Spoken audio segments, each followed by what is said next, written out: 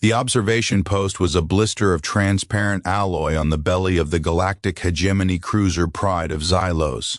Within, Sub-Commander Crix, a Veln like all his kin, gazed at the holographic projection of the third planet from the yellow star.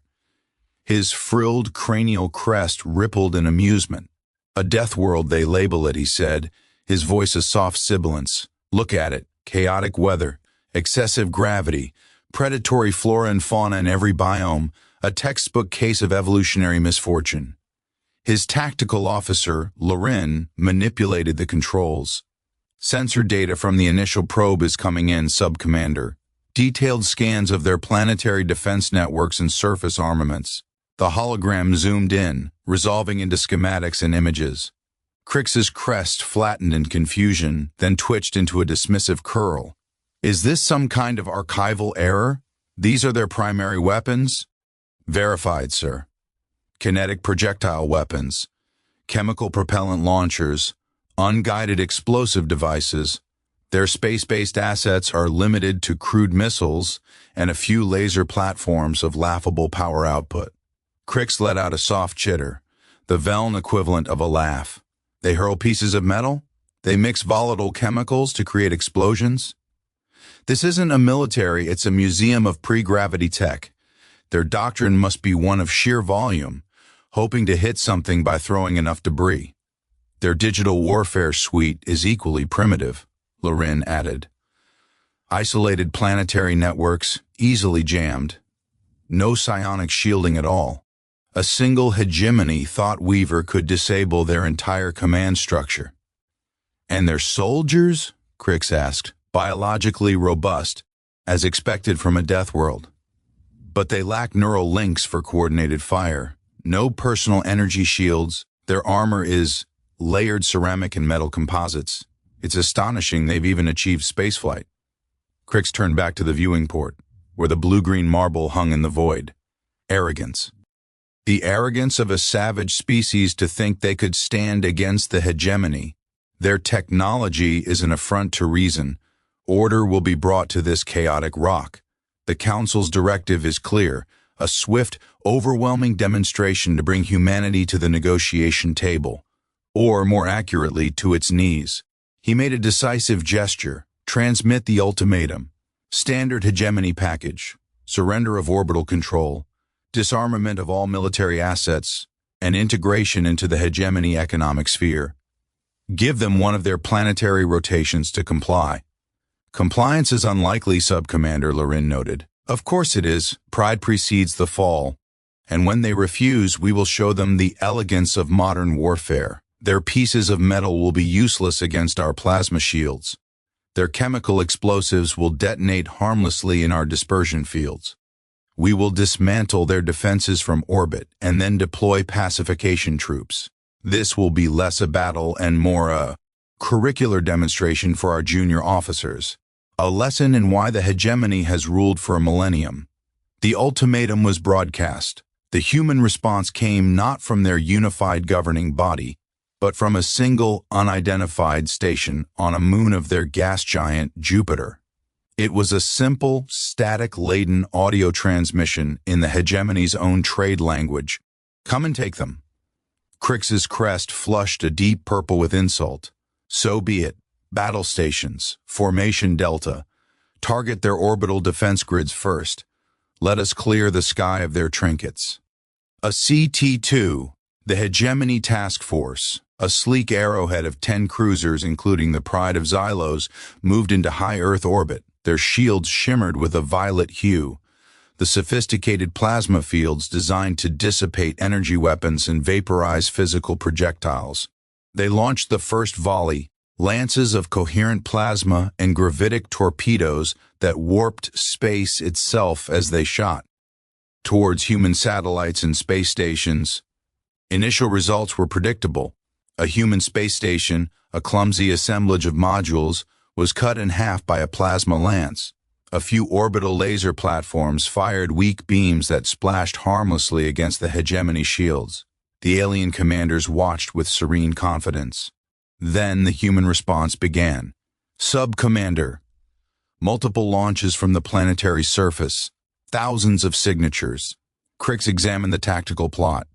Thousands? They're firing everything they have. Desperation.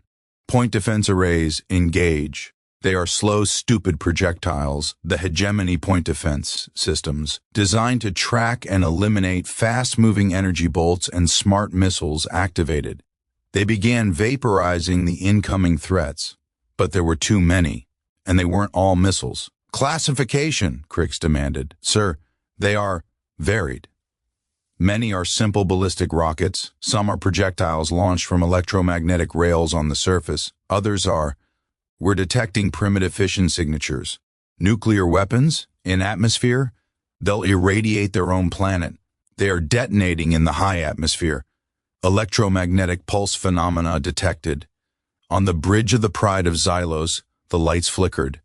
A low-frequency hum vibrated through the deck plates. The holographic displays distorted and went offline for 3 full seconds. Report! Localized EMP, sir. Non-damaging to hardened systems, but it has created sensor ghosts and minor shield modulation. Before Crix could process this, the tactical officer shouted, Impact! Multiple kinetic impacts on the Shroud of Tellar. Crix watched the feed. A hail of tungsten rods, fired from orbital railguns the humans had cleverly hidden in their debris field, slammed into the flank of the lead cruiser. They were not explosives. They were simply very, very dense and moving at a significant fraction of light speed. The hegemony shields, optimized against energy, strained and flared as they attempted to convert the massive kinetic energy. Several rods got through. They punched through armor, tearing through compartments in perfectly straight lines, venting atmosphere and crew into the void. How? Their targeting should be blind from the EMP. They are not using only electronic targeting, Sub-Commander. We are detecting optical, laser, and even radio wave guidance. Archaic systems we are not jamming because we did not consider them a threat. Chaos unfolded. Swarms of small, cheap drones, little more than engines and shaped charges, weaved through the point defense fire, sacrificing themselves to overload shield emitters. Then the larger missiles arrived. They didn't carry plasma warheads. They carried massive, shaped charge explosives or clusters of smaller kinetic penetrators. A cruiser's shield generator failed under the combined stress, and a salvo of old-fashioned, chemically propelled rockets loaded with high explosives slammed into its hull, blowing open its hangar bays. Return fire, target those launch facilities. But the launch facilities were often mobile or buried under mountains or hidden on submarines that vanished into the ocean depths after firing. Then the ground invasion began. Overconfident, Crix authorized the drop. Hundreds of hegemony assault pods streaked towards the planet, aimed at key military and industrial centers. They would pacify the species at its source. The pods fell on a region designated Eastern Europe. The Veln troops disembarked, their personal energy shields glowing, their plasma rifles humming. They moved in perfect, synchronized formations, their tactical nets providing flawless shared awareness. They marched into an urban hellscape. From the personal log of Trooper First Class Marcus Rex Kowalski, 3rd Battalion, 75th Ranger Regiment, we'd been watching their fancy pods come down for what felt like hours. Command was chattering in our ears. But the old hands, we just found our holes and got ready. They came out looking like Christmas trees, all lit up with those shield things. Our first law rockets took a few out, but then they adapted, shields overlapping. So we stopped shooting at them. Sarge, he just gets on the net and says Plan C, plan the traffic. And then every bastard with a mortar, every hidden artillery piece 10 clicks back opens up, not on the aliens, on the buildings around them, on the streets in front of them. We brought the whole city down on their heads. The Veln found themselves under a storm of not direct fire, but indirect. Artillery shells, a technology the hegemony had abandoned millennia ago, arced over buildings and dropped onto their positions from above. Their shields handled the first few, but the concussive force was disorienting. Then the buildings began to collapse. Sniper fire from positions impossible to pinpoint cracked against their shields. Not energy bolts, but solid slugs that hammered with relentless, rhythmic force. A shield would flicker under sustained sniper fire, and a moment later, a rocket from a second-story window would finish the job. The humans fought in small, disconnected teams. They used the terrain with a predatory intimacy. They lured Veln patrols into kill zones with feigned retreats, then hit them with improvised explosives detonated by buried pressure plates or simple tripwires. They used chemical smoke and primitive aerosolized particulates to blind Veln's sensors. A Veln squad leader, trapped in a courtyard, reported back to orbit, his neural link frayed with panic. They are not fighting with coherence. They are ambushing. They hide in the earth and the rubble. They use the environment as a weapon. Our shields are failing to... Something is wrong. The kinetic impacts are too sustained. They are not dueling, they are eroding us. In space, the battle was turning. The human fleet, a ragtag collection of vessels that looked like welded-together girders and engine blocks, had emerged from behind the moon. They were slow, they were ugly, but they were tough. Their armor was meters thick, designed not to deflect but to absorb. They closed the distance, ignoring elegant maneuvers on a simple, brutal vector. They are attempting to board. This is insanity. Crix watched as a human cruiser, venting atmosphere and riddled with plasma burns, rammed itself into a hegemony vessel. Grappling claws, physical metal hooks, shot out and locked the ships together. Then the hulls were breached, and humans in powered armor, wielding ballistic shotguns and axes, flooded into the hegemony ship. The reports from those boarding actions were the stuff of nightmares for the Veln. Humans fought in the dark, in the smoke, in zero-G. They used shotguns that fired solid slugs that turned corridors into killing funnels. They used vibrational blades that could crack Veln carapaces. They fought with a terrifying, silent ferocity over comms that were jammed with screaming human music and static. Crix felt the first cold tendril of fear in his gut. This was not warfare as the hegemony understood it. This was a systemic, violent deconstruction. They weren't just defeating his forces, they were insulting his entire philosophy of war. The pivotal moment came over the Atlantic Ocean.